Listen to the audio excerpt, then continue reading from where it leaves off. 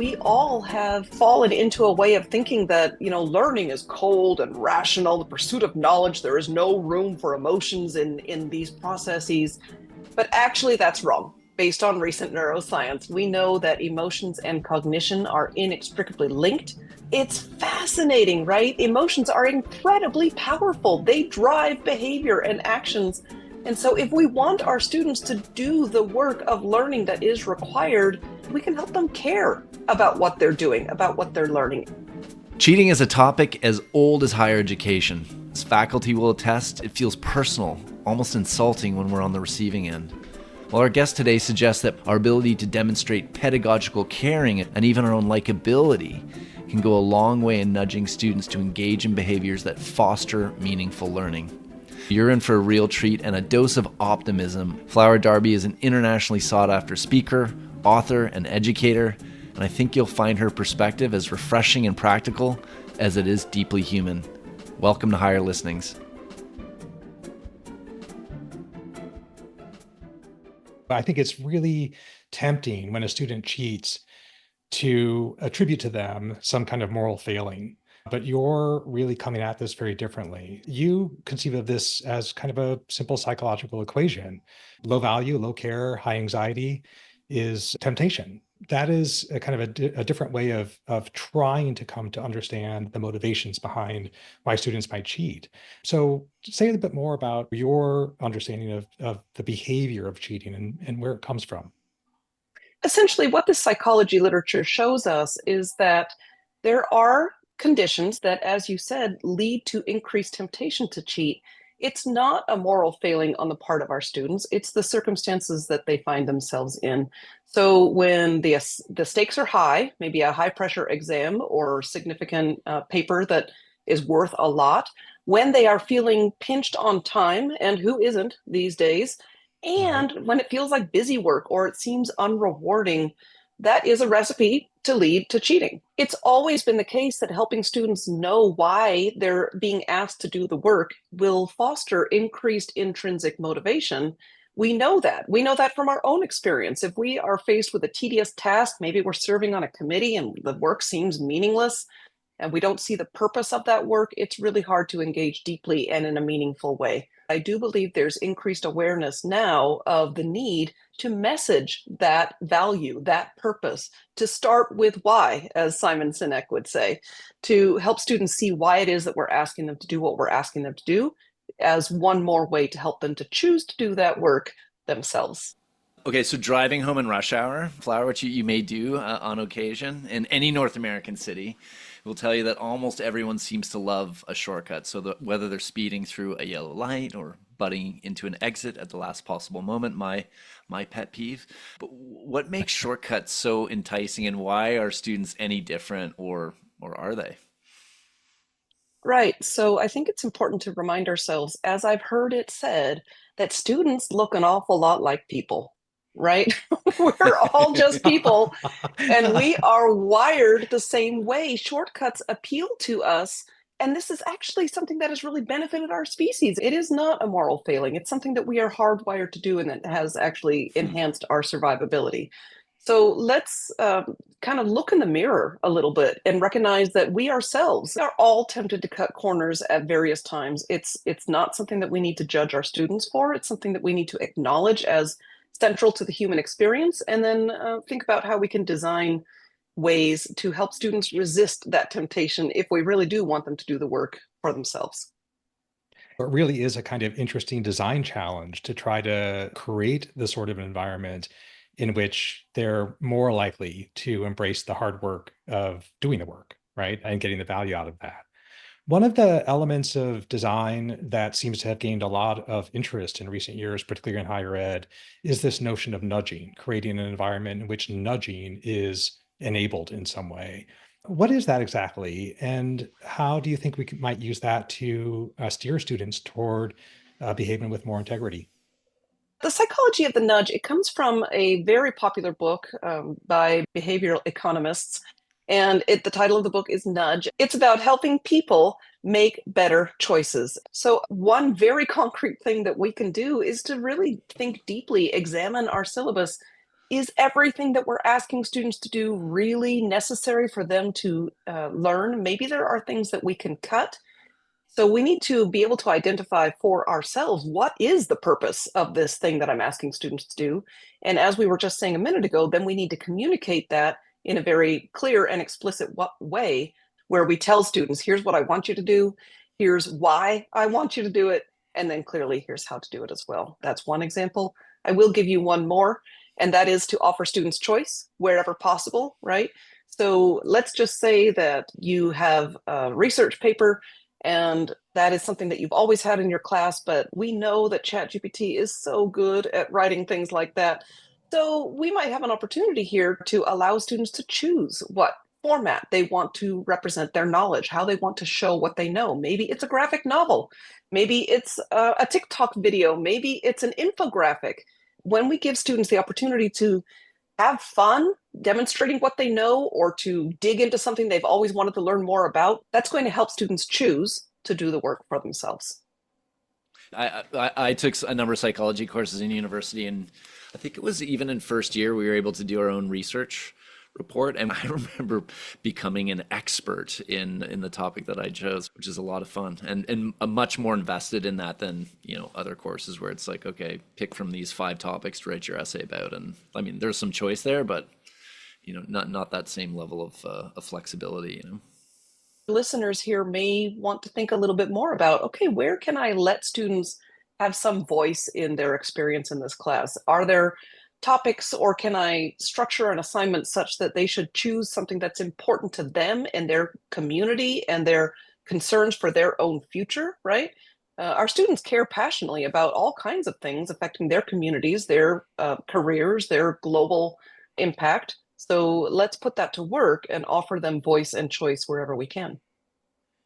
I think it's not, frankly, just a good thing to do for students, but it's good for the health of the instructor. For myself, as a philosophy professor, grading the same paper over and over and over again was soul crushing. Whereas giving them choice and then getting really inspired work that varied quite broadly across the topic space was much more engaging for me as a grader than it was otherwise. Brad, that's a really important point, and I want to highlight how faculty are struggling right now. We know that these are tough times, and they have been tough for a solid 4, coming up on 5 years now. Mhm. So finding ways to help us enjoy our work and feel that it is more rewarding, more fulfilling. What you just described is a great way of enhancing instructor well-being, which I would argue is necessary to help our students flourish as well. So I want to go back to the kind of environment that we create in our classrooms.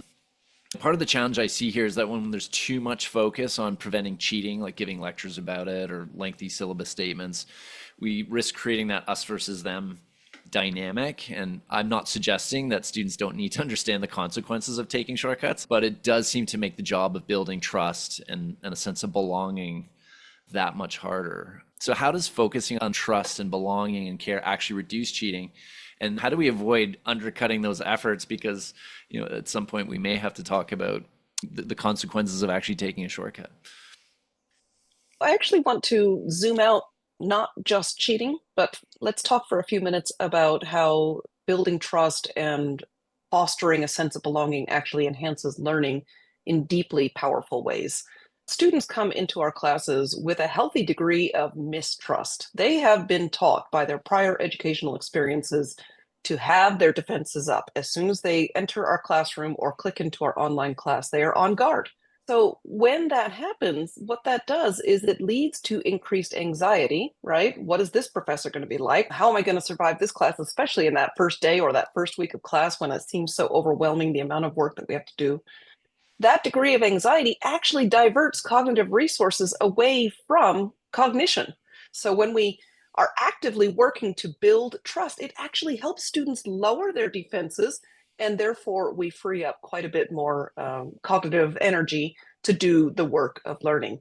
Now, the same exact thing is true of developing or fostering that sense of belonging. We know from the literature that people don't just decide they belong. The group has to kind of extend that to somebody. So if I'm in your class and I look around and most of the other students don't look like me, Or maybe I'm the first one in my family to go to college and I'm really not sure I actually have what it takes. That level of psychological pain has the exact same result, where cognitive resources are diverted from the work of learning. So building trust, extending belonging, creating and sustaining a warm and supportive class environment in person and online, all of these are ways to help enhance that learning. And it's going to help students like the instructor better, right? And so if I care about you as my instructor and I think that you care about me, it's going to help me make that choice to do my work for myself. The interpersonal dynamic between instructor and student is so vital a component of a learning environment. And when it's positive, things go well. And when it's not, it doesn't go well. It creates a kind of pressure, it seems to me, on me as an instructor. I feel a sort of pressure to show up in a certain way. How do you counsel reorienting a thought like that toward a much more positive appreciation for the opportunity that I have when I walk into a classroom to create these connections? We have plenty of colleagues who struggle with this or who don't see this as part of their job. And so, really, I believe that we have an opportunity to invite a reconsideration of these things. We know that teaching and learning is inherently relational. We know that there's a high degree of sociality to learning. The interactions that happen in a classroom or an online class environment, those are really important. So, sometimes instructors kind of push back on this and they think, well, I'm not there to be my student's best friend. It doesn't matter if they like me or not. That's not actually true. It does matter whether they like you in terms of whether they are able to learn and whether they choose to engage in the behaviors that foster learning. But for some people who maybe there's some introverts listening, maybe there's people whose personality traits don't exactly align with what we're saying here, I do have a really practical recommendation, and that is to demonstrate pedagogical caring. Okay, this is an idea that I first kind of came across in Josh Eiler's book, How Humans Learn. Pedagogical caring is about providing very detailed instructions for our students, providing that transparency, being a thoughtful professor who is intentional in everything that we're asking students to do. That is a way of demonstrating to students that we do care about them and their success, that we are here to support them. And so that's a nice kind of a more structured way to help people for whom all this warm, fuzzy stuff may feel a little uncomfortable. And that's a step that we can invite people to take, is pedagogical caring through effective teaching and learning design. I'm trained as an analytic philosopher, and so for me, a focus on rational thought and cold, cold rational logic has kind of driven a lot of my work, and it took me a long time to sort of come around to the warmer side of things. There's a wonderful quote by William James that the emotions are not always immediately subject to reason, but they're always immediately subject to action. And I think we can all appreciate that emotions are obviously a powerful driver of behavior, whether it's an impulse to buy on Amazon or sending an email we might immediately regret, which I have fortunately learned to avoid. But how can we channel these kinds of forces to help students with integrity? How can we actually leverage the power of emotion in this conversation? Well, I'm so glad that you shared with me that the power of logic has been central to your educational career, because I'm going to blow a hole in that right now. Ready? I'm ready. I'm ready. Your experience specifically, but also in higher education, in academia, we all have fallen into a way of thinking that, learning is cold and rational, the pursuit of knowledge. There is no room for emotions in these processes. But actually, that's wrong. Based on recent neuroscience, we know that emotions and cognition are inextricably linked. So, no shame, no blame for folks who have not really thought about this before. But it's fascinating, right? That if we cannot actually think without involving the emotions, and what we also know, as you just said, emotions are incredibly powerful. They drive behavior and actions. And so, if we want our students to do the work of learning that is required, we can help them care about what they're doing, about what they're learning. And we touched on this earlier with conversation about relevancy, right? Like, if I have some say in what I'm going to do, that's going to be more relevant for me. So I'm going to care more about that task. And you alluded to that as well. So I just want to share one more thing on this particular point because it's my favorite point in the whole world. And get ready again for your mind to be Alrighty. blown. Here it Alrighty. comes. Based on the work of the leading affective researcher in education, Mary Helen Imardino Yang, she argues, based on her research, that we can only think deeply about things that we care about. It is neurobiologically impossible to think deeply about something that we don't care about. So, helping students to see what we love about what they're learning, why it's important for them, why they're going to be better people when they have this information, that is a key way to take advantage of what we know from emotion science to help students, again, choose to do the work of learning. Have you been converted then, Brad, from your... I've been converted. So I wonder if we could talk a bit about how this sort of plays out in everyday teaching. What are some of those techniques that listeners can use to reduce that temptation to cheat and get students more invested in what they're actually doing, what they're actually learning?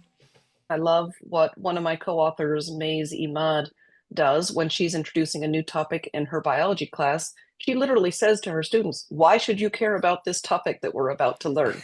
And she talks to her students about how we have limited cognitive resources on a daily basis.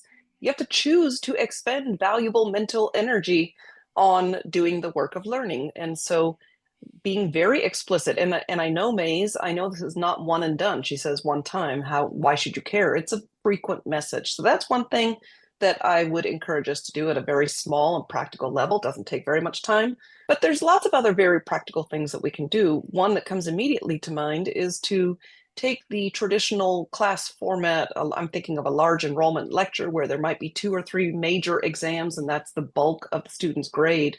That's a perfect recipe for cheating, right? If Mm. there are only 1 or 2 or 3 chances where my entire grade is dependent on my performance on that assessment, boy, will I be more tempted to cheat. A very practical thing that we can do is to take those 2 or 3 major exams and break them up into 8 or 10 or 12 unit tests instead. That's a very practical thing we can do to reduce that temptation to cheat, is lower the stakes.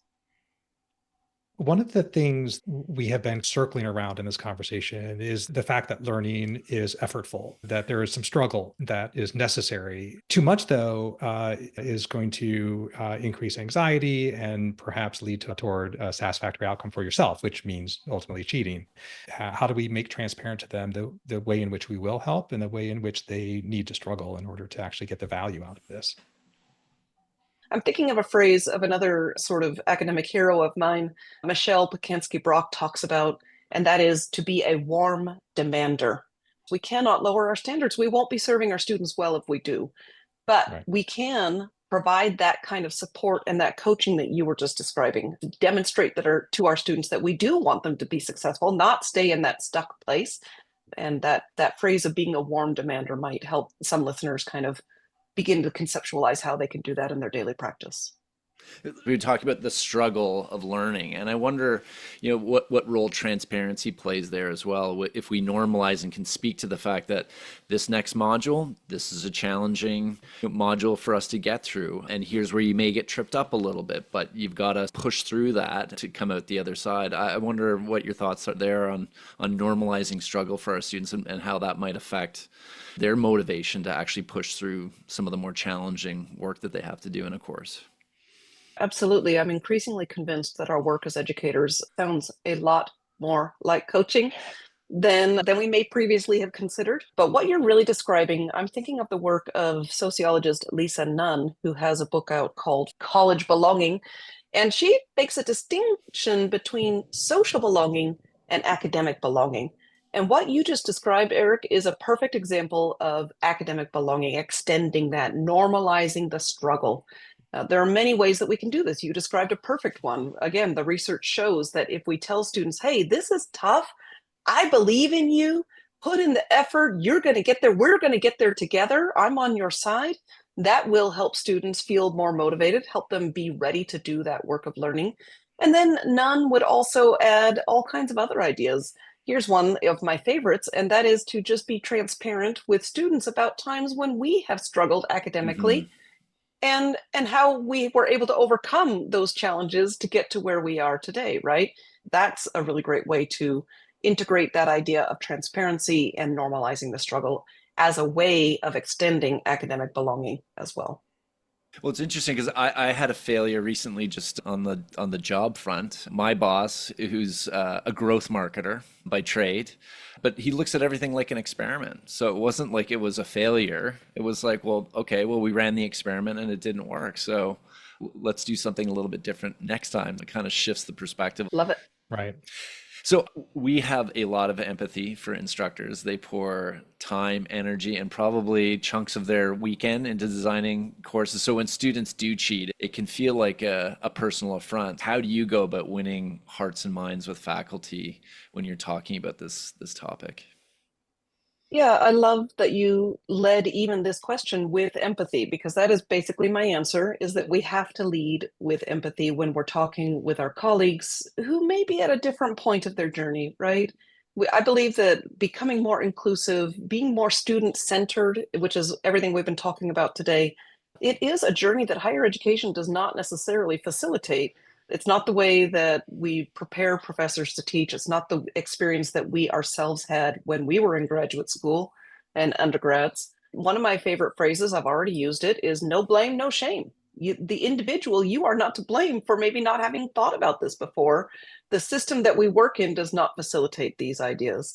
But there's something else really important about what you just said, and that is, how do we change hearts and minds? There is a robust literature that shows that getting people to think differently about something that they feel strongly about has less to do with reason and rationale and empirical arguments. It has more to do with cultivating that emotional connection, that liking. So, for one very practical example, in the past, I observed that if I talked with professors about student success, I could almost physically see a wall go up where they're like, I hate that term. That's what student service administrators, that's what the provost is always talking about. That's what the retention people are talking about.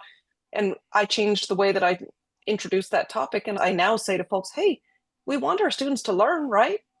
So for me, it's about appealing, making that emotional appeal, helping students, helping faculty to just reconsider based on likability, establishing rapport with our colleagues as well, not blaming and shaming, not criticizing people for not having been given an opportunity to think about these things in these ways before. I think those are ways to invite that reconsideration that we're encouraging today. I feel like Brad's reeling from these comments as he moves from The the cold uselessness world of of logic into emotional appeals and it's killing me. It's killing me. I remember, vividly, still to this day, this is now what, 35 years ago or something, the first time a student cheated in my course that I knew, the anger that welled up in me Yeah. over that. And I think one of the things that you've spoken to today that really helps is really to understand the causes of that behavior as not being directed at you personally. So anyway, I do think that this emotional dimension of the dynamic is an important one, and kind of reframing both the source of it, but also, as Eric was suggesting, kind of thinking about the signal that you're getting as something other than a personal message, but more about the environment, the circumstances, the student's own set of circumstances in the moment, that kind of thing. So what keeps you going? There are days when I have my head in the sand about the future of higher education in an age of AI. There are days when I feel frustrated, demotivated, discouraged, right? So let's be honest. I think that's important. But really, what keeps me going is my students. There is abundant research that increased education increases socioeconomic mobility for individuals who are able to take advantage of that. And we know that some groups of students have a history in our traditional higher education environment and culture of not being as successful. That bothers me deeply. For me, any student who comes into my class deserves an equal chance to be just as successful, regardless of their history, regardless of their social identities. And it's the student stories that keep me going. So I will share one. A few years ago, I was teaching an online graduate class, and the class was actually about technological fluency. It's about how do we use tech well, no matter what we're doing, no matter what our job is. And this was before COVID-19, but I had this sense even then that being able to communicate effectively in a video setting, just like we're doing right now, or like we'll be doing in the webinar, that's actually an important sort of professional skill that my graduate students need to master. So I had a requirement that students should record videos of themselves with their cameras on and such. And there was one student in particular who refused. This was an introduction video where I required, it was worth points that students had to have their cameras on looking at the camera. She didn't. She recorded an audio and submitted a photo of herself and her small son. I docked points. I got annoyed. At the end of the semester, she wrote to me. She asked for the opportunity to resubmit an assignment because she was really aiming for an A and she was just a little bit shy of that goal. And then she said this. She said, there's something that's been bothering me for this whole semester, and I just want to let you know. That introductory video post, she chose not to record it with her camera on because the week prior, she had been beat up by the father of her son, and she had visible damage on her face. And she was embarrassed and ashamed and did not want other students or me to see her in that way. She was pursuing a master's degree as a single mom in order to make a better life for herself and her son. And that moment shook me, and I have not forgotten the importance of education. It changes people's lives. It allows them to make a better world for themselves, for their families, for their communities, and for all of us globally. We know that a more educated citizenry is important for the well-being of this democracy. These are the things that keep me going when I get frustrated. I'm getting all verklempt over here. That's right. A powerful story, and your passion is just it's a wonder to behold. So very much appreciate the work that you do here. Thank you. Thank you so much for taking time to be with us today. Well, as you can tell, it truly is my pleasure, my passion, and my joy. Thank you. Higher Listenings is brought to you by Top Hat, the leader in student engagement solutions for higher education. When it comes to curating captivating learning experiences, we could all use a helping hand, right? With Top Hat, you can create dynamic presentations by incorporating polls, quizzes, and discussions to make your time with students more engaging. Design your own interactive readings and assignments and include multimedia, video, knowledge checks, discussion prompts. The sky's the limit. Or simply choose from our catalog of fully customizable Top Hat e-texts and make them your own. The really neat part is how we're putting some AI magic up your sleeve. Top Hat Ace, our AI-powered teaching and learning assistant, makes it easy to create assessment questions with the click of a button, all based on the context of your course content. Plus, Ace gives student learning a boost with personalized AI-powered study support they can access anytime, anyplace. Learn more at tophat.com/podcast today.